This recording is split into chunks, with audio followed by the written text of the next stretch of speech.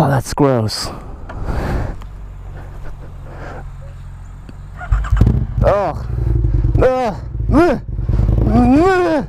Nasty, disgusting, disgusting.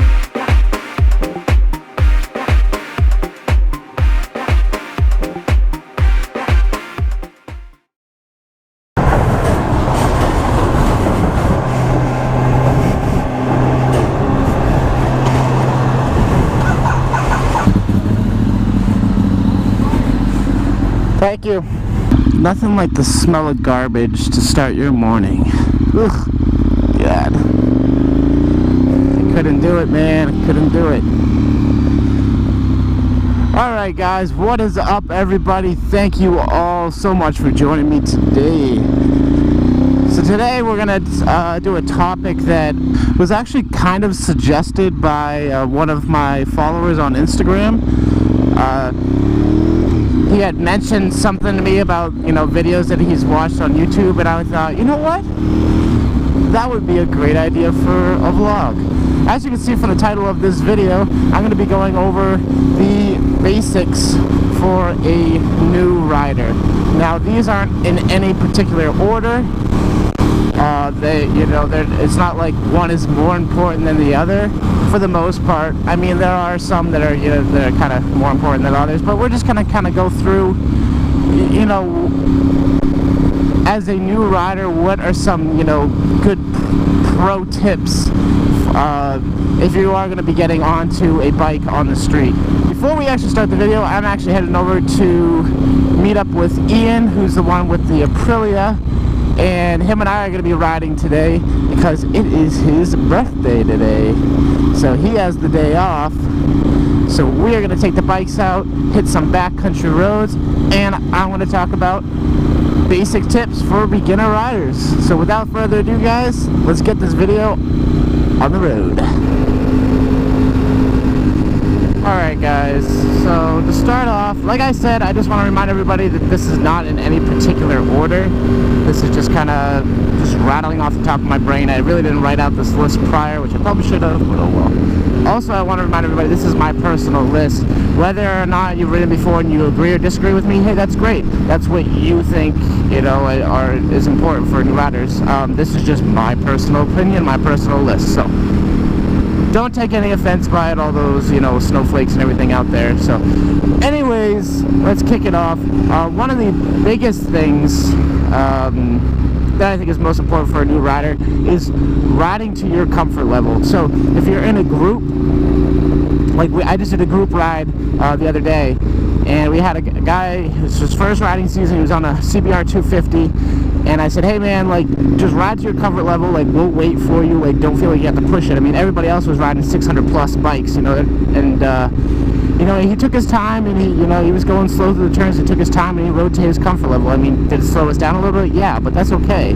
I'd rather that than have to sit there on the side of the road with somebody that's wrapped around a tree waiting for an ambulance, you know what I mean? But speaking of riding to your comfort level, if you are a new rider and you're riding with a group, make sure you understand how the group likes to ride.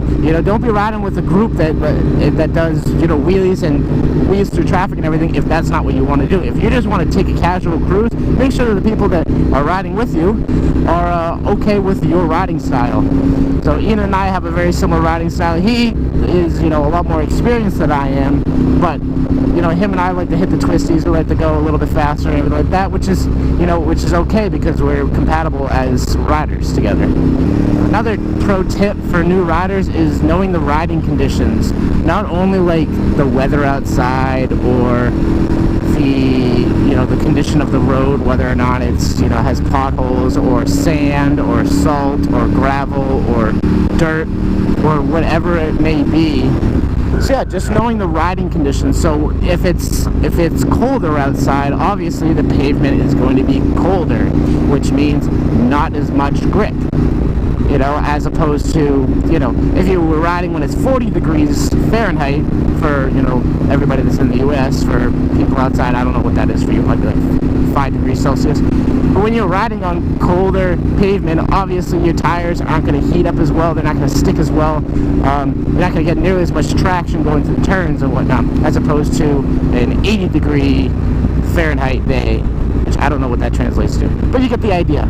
So just be aware of that. Also, obviously, rain, snow, ice, you know, those are pretty common, pretty basic. Now, as far as road conditions, if there's salt or sand on the road, if there's leaves on the road, so in fall, that's a huge thing. That's going to be coming up soon where I am. There's all these leaves on the road, and because those can slip you up. If there's a lot of leaves, you can hit a patch of wet leaves, and you're going flying. So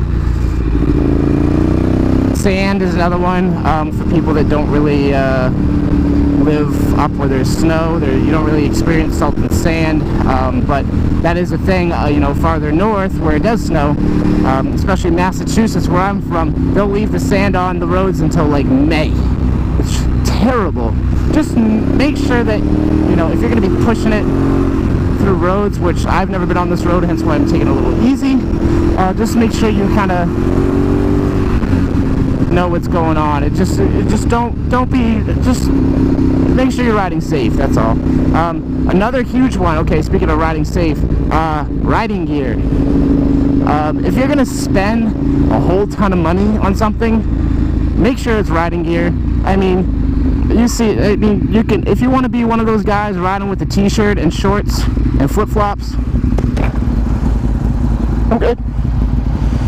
So yeah, if you want to be one of those guys that rides in your t-shirt and your shorts and your flip-flops, hey, you know what? Go right ahead.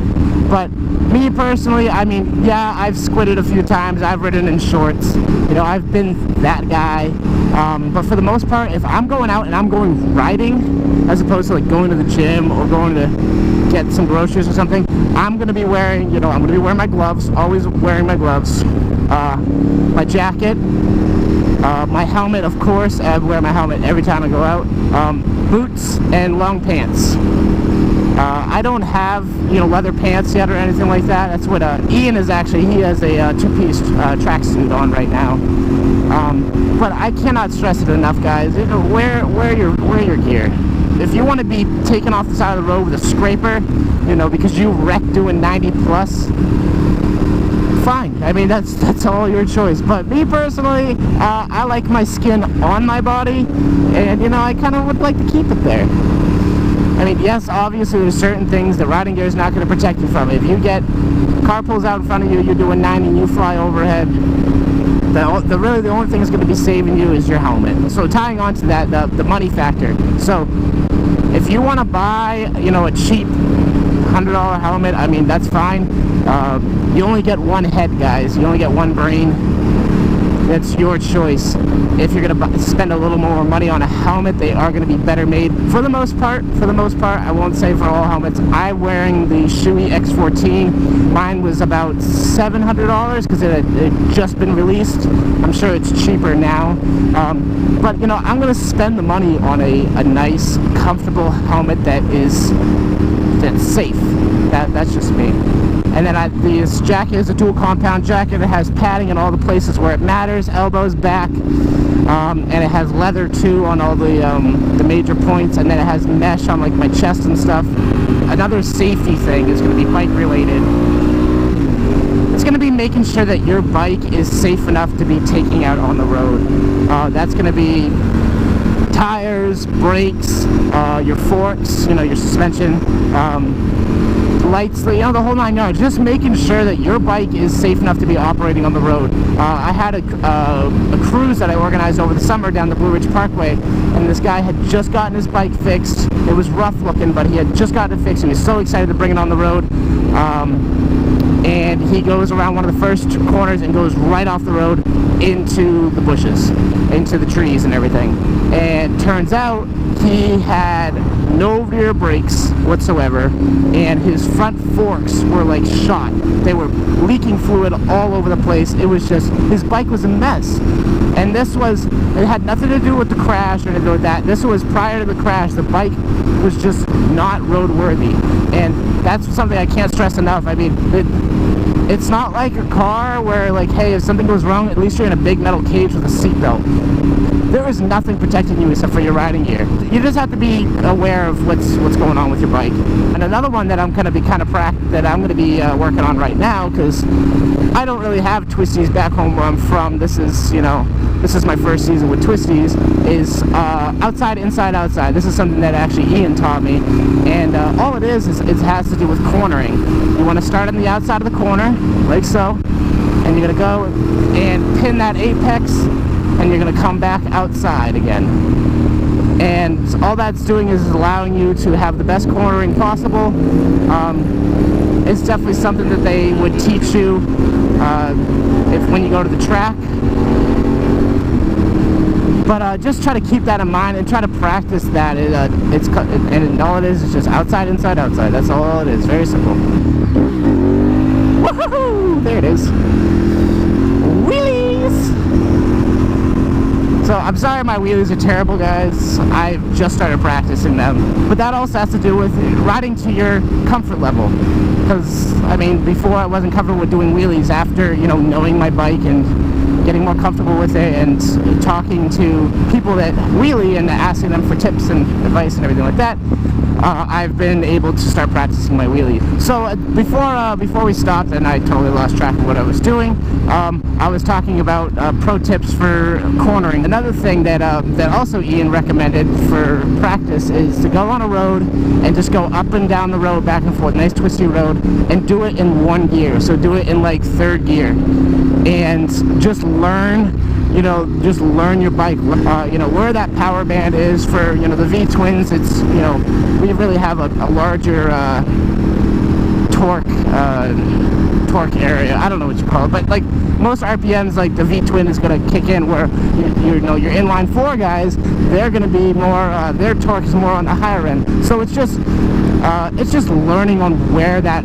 power band kicks in on your bike, and it really helps you learn a lot about your bike. So guys, this is Trump Winery over here in Charlottesville, Virginia. Well, just outside Charlottesville, but Central Virginia. We're actually riding right through the winery right now. So I touched on cornering a little bit. Outside, inside, outside. Another thing, for when you're going into a corner, make sure that you are braking before the corner. Try not to brake mid-corner. If you are mid-corner and you don't think you can make it, just lean harder. That's all it is. And I know, like, the first reaction is going to be, grab that brake and stand the bike upright. Do not do that. Do not do that. You will go, most of the time you will go off the road if you're not able to stop yourself. Another thing is going to be counter steering. So if I'm going into, I'm going to go into this bank right here, this right bank, and I'm actually going to take the handlebars and I'm going to push with my right hand, and I'm going to push out just a little bit. And what that is it's counter steering, but that's how you get the bike to lean that way. So if I push right, like I'm going to go straight, if I push right, see, I lean right. If I push left, lean left. Because I lean left right off the road. So just keep that in mind when you're turning. So using your handlebar, it's not all just leaning. It's also just that slight adjustment of your handlebars, and that'll give you that nice quick little snap into that turn, and really set you up for a good position riding through that turn. So just remember, use your handlebars. They're there for a reason. Another tip that I want to talk about, guys, is foot position. So I don't know if you've noticed when you see people, a lot of bikers, when you see them ride and their feet are like kind of pointed outward. That's really not that good. That's really not great riding technique, and I used to ride like that. And it's a really hard habit to break. But what you want to be doing, if you're not shifting or using the brakes or anything like that, you want to have the balls of your feet on the peg. So kind of like that, if you can see that. So you don't want to have your foot out like this, because when you go to turn, guess what's going to be making contact with the ground? Your toe. And not to mention, you can react a lot faster with having to shift or brake with being on the balls of your feet rather than being on your heels. Alright, so another riding position tip, I guess you could say, is whenever you're going to, you know, use your levers, whether you brake or clutch, don't be shifting with like, or braking like with one finger. Make sure you're using your entire hand, because I mean, if you get in the habit of like, oh, I'm just going to shift with this, what happens when you come into, you know, emergency situation where you have to come to a quick stop, and you go to grip this, and all you're going to be doing is all your fingers are going to be in the way. When you pull that lever, your fingers are going to be in the way from, you know, going like this. You know, if I do it like this, see, I can't. It doesn't work. So get in the habit, because I was really bad with using my front brake. I was only using like 2 fingers or 3 fingers. Get in the habit of using your entire hand. Well, not your entire hand, all 4 fingers. So another thing, for those of you that ride and you want to bring your significant other out for a ride, and you know, whether it's a him or a her, it doesn't really much matter. You know, you want to take them out for a ride and show them what it's like to ride a motorcycle and how much fun it is. Feel the breeze and the wind through your hair and it's just all that, and that's great. But make sure you're comfortable doing it. Don't throw your significant other on the back of the bike when you've only been riding it for a couple weeks or a couple months. You know, make sure that you are very comfortable with the bike and how it handles and everything. And I understand, once you add that other person on the back of the bike, the whole dynamics of the bike completely change.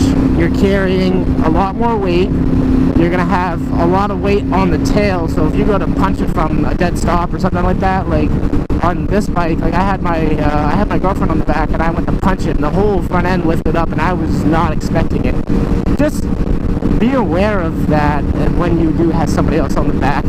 Another one is going to be your riding position when you're riding in a group. You don't have to do this. This is kind of, like I said, this is my list. This is what I practice. When I'm riding in, you know, 2 or more people, I like to stay staggered. And when you're riding in a lane, you know, don't, even if you're by yourself or in a group, don't be the guy that rides down the middle. There's a couple of reasons. When you're in more of a populated area, more of the city, even out in these country roads, the road is literally is grooved from the tire marks from all the cars, because, you know, the cars weigh a lot more. They're gonna pack down that pavement. So you have a rut here, then you have a lump in the center, and then you have a rut on that side. So when you're riding in the middle, you're kind of riding on top of this awkward rut. You know, obviously some roads are worse than others. Another thing is going to be is when you think of a car, you know, you got the wheels on the side. What's down the middle of the car? Their engine. What do people that don't maintain their cars, Honda owners, what happens when they have a leaky gasket or whatever? You got oil and coolant and gas and whatever other fluids are going down this middle. Now, do you really think that if you're on a bike and you're relying on those 2 wheels to take you through a corner, do you think really coating them in whatever mysterious fluids are on the road is a really good idea? No, heck no. So not only that, but like, because nobody drives down the center, you get gravel and dirt that builds up in the middle and stuff like that. It's just, you're just asking for, you know, to lose control and to get into trouble. So it's honestly, it's best to just stay in one, you know, either stay on the left side or stay on the right side. I prefer to stay on the left side. I find that when people are looking in their mirrors and such, they're checking their driver's mirror first before they're checking their passenger mirror. So I always like to stay and hug this lane, hug the line almost. That way people can also see me. When they're coming the opposite direction, they can see me as well. It's just maintaining that maximum visibility.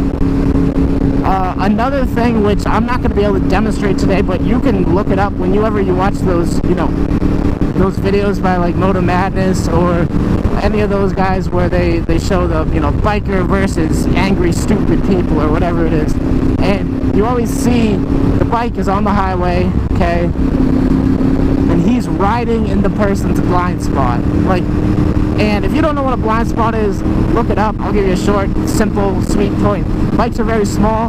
They disappear when they reach a certain point. Once you're like at a 45-degree angle from the car's rear bumper, you're in their blind spot. They cannot see you. Don't be the guy that rides in the blind spot, and then when they go to look, which they usually don't, but they go to check their mirrors and they don't do a shoulder check, they're not going to know you're there. So when they go to switch lanes, guess what? They're going to be coming right into you. And don't be the guy that's flipping them off, blaring on your horn, hey, you know, F you, you big a-hole, and everything like that. Like, don't be that guy. You're wrong. You are 100% wrong. You are riding in their blind spot. You are riding like an idiot, and you should not be hanging out in their blind spot like that. If you are riding on the highway, you're coming up, make sure you're just going through that, you know, through that blind spot as quickly as possible. I'm not saying speed, but don't be lingering. You know, just simply just, you know, come up to them, you know, and go through. Don't linger. Don't be that guy, because, you know, if they don't end up hitting you and killing you, you know, you're just looking like a big jerk, honestly. When you're, you know, when you're blaring on your horn at them because you were in the wrong. I cannot stand when I watch those videos. It makes me so angry because it's just riders that do not know how to ride. It's just plain and simple. They think, oh, well, I'm a motorcycle and you should be looking out for me all the time. Yes, they should, but they won't. People won't. And that's another topic I want to get on. So see how I'm approaching this car right now? I'm expecting that they're not going to see me. So you always want to plan when you're coming up to an intersection and you see, you know, there's some cars that are stopped at a stop sign or whatever. You have the right of way. Always expect that they cannot see you. So make sure you're covering your brakes, covering your clutch, and just assume that they're going to pull out in front of you, because guess what? About 10-15% of the time, they will.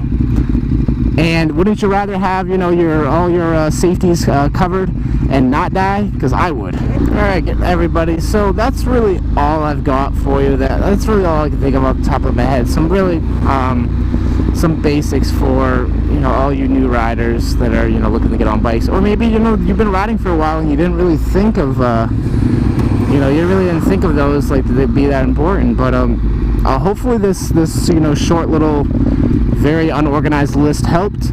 I hope you found this video helpful, and if you did, make sure you hit that like button, show me a little love, subscribe for more future videos, and as always, guys, thank you all so much for joining me today, and ride safe.